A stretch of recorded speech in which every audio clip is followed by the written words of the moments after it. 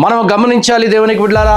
నిర్గమకాండం 20వ అధ్యాయము 3-4 చూసినప్పుడు మన యొక్క యెహోవా దేవుడు చక్కగా వాక్యం ద్వారా చెప్పిన విషయం ఏమిటంటే, నేను తప్ప వేరొక దేవుడు నీకు ఉండకూడదు.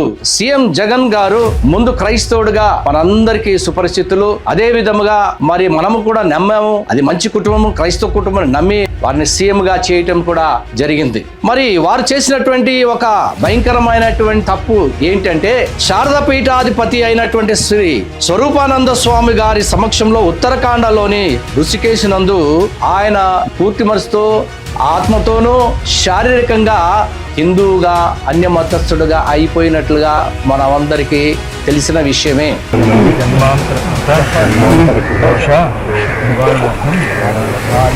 ఇది ప్రతి టీవీలలో కూడా రావటం జరిగింది, పేపర్లో ప్రచురించడం జరిగింది. మరి మనం కూడా చదివాము. కొంతమంది దాన్ని ఎక్కువగా పట్టించుకోలేదు. కానీ దేవుడు మాత్రం స్పష్టంగా అంటున్నారు, నేను తప్ప వేరే ఒక దేవుడు నీకు ఉండకూడదు. ఇది దేవుని ఆజ్ఞ. మరి ఆ దేవుడు తప్ప వేరే దేవుడు ఉండకూడదు అనినప్పుడు తను వెళ్ళి అక్కడ పీఠాధిపతుల యొద్ద యజ్ఞాలు చేయటము, జందం వేసుకోవటము, వారి తండ్రి కొరకు అక్కడ పిండం పెట్టటము, ఇవన్నీ కూడా మన క్రైస్తత్వములో, మన పరిశుద్ధ గ్రంథంలో లేదు.